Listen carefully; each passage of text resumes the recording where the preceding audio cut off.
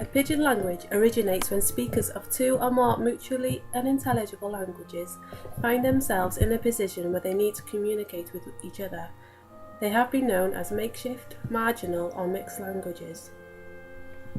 As the pidgin language has to be learned quickly due to efficiency, they possess a limited vocabulary and have a substantially reduced grammatical structure.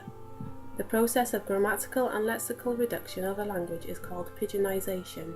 The reduction in grammar and lexical items shows that the function of the pidgin is for a limited purpose.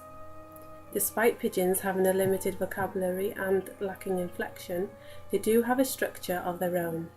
The simple structure they possess is of an advantage as it allows cross-cultural communication without much effort. The lack of inflection, the use of morphemic repetition for intensification, and the simplified syntactic constructions make pidgins around the world look very similar. It is thought by some scholars that modern pidgins may go back to the proto-pidgin, such as Sabir, the original lingua franca. It is a medieval pidgin based on Romance languages and used in the Mediterranean ports up until the 20th century. Although pidgins are similar structurally, they differ in the word stock they possess, supplied by the language that has lexified them. Pidgin languages develop suddenly, as the need arises, and die when the original reason for communication disappears. They can last a few years but do not usually survive beyond 100 years. Some pidgins that have become extinct are Russian-Norsk, which is Russian and Norwegian, and was used in northern Norway for 150 years. It was used by Arctic fishermen for trade. Another is Mobilian jargon, which is a mixture of Choctaw and Chickasaw, used by Native American groups living across the Gulf of Mexico. Other early pidgins used for trade include an English-based China Coast pidgin that is believed to have originated in the early 17th century, which became widespread throughout the 19th century. Another is an English-based Maori pidgin, which was in use in the early years of British colonisation of New Zealand. Trader Navajo, which is a Navajo-based pidgin which was used by traders in the southwest, and also the various Congo pidgins used in the Congo River Basin. European colonisation had a major impact on the use of pidgin. It began in the 16th century but gathered force in the 18th and 19th centuries. Britain ruled nearly a quarter of the world. Many of the former pidgins and those still in use today are English, French, Spanish, Portuguese, or Dutch-based.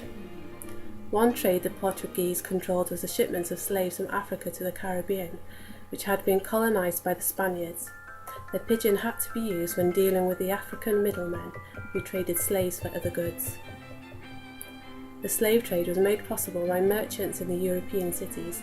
The capital accumulated by the merchants was able to pay for expeditions, for luxuries which were not available in Europe, such as tea, coffee and sugar. Convicts and servants from England and Ireland were transported to the Caribbean islands to work on the plantations, as were Africans, who were treated as a commodity as they were thought of as heathen and unable to convert to the Christian religion. To illustrate the origin, succession and demise of a pidgin, we can look at recent history of Vietnamese.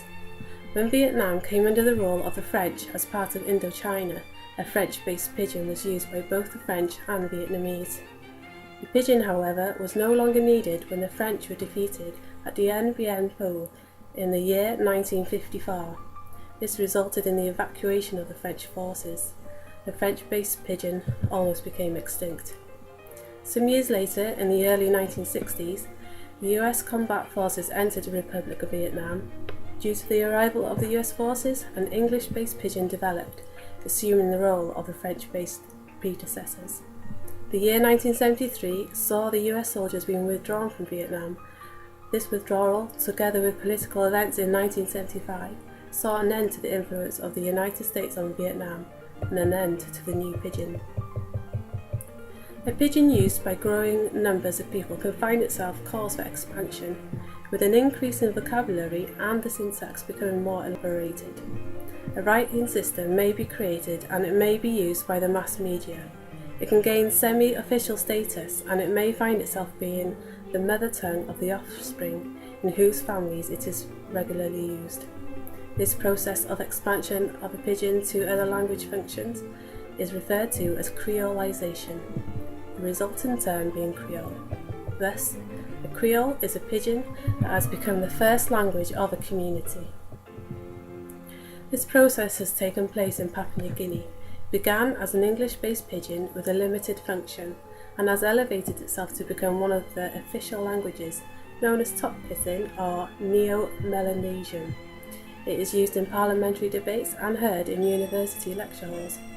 The vocabulary is made up of 75% English, 15% indigenous New Guinea languages, and the remaining percentage is made up of other languages including German.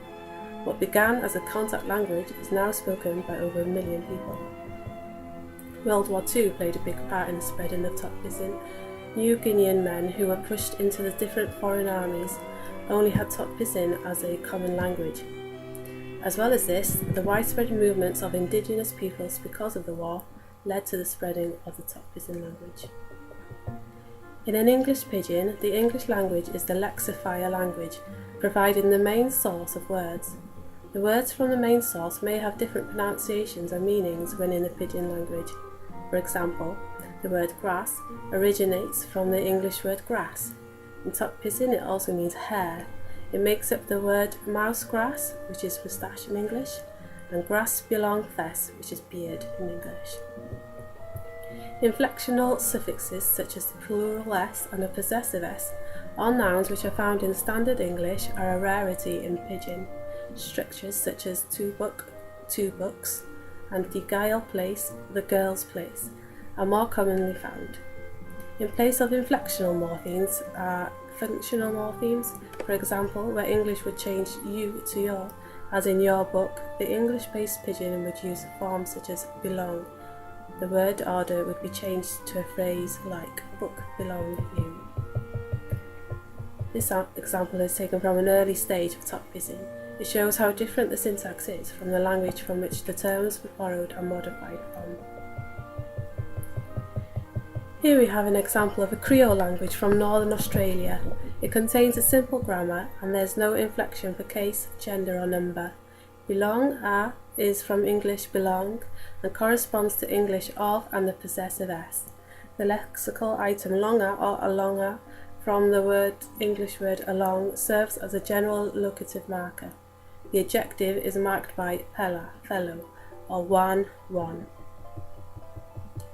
This Creole has no inflection for tense or aspect. As with other English-based Creoles, past time and obligation is showed by been, and for future time we have several forms that include gonna, esta, and labda. These words are based on English going to, used to, and will have to. The transitive verb ends in from the English word him, and gibbet is from give it. To summarise, it is thought that pidgins are spoken by 6 to 12 million people, and somewhere between 10 and 17 million people using descendants from pidgins called Creoles. A pidgin language can develop beyond its role as a trade language, and may become the main input that a child receives. When this occurs, the language expands into a full language. The language that develops from pidgin is called a Creole. Unlike pidgin, Creoles have large numbers of native speakers.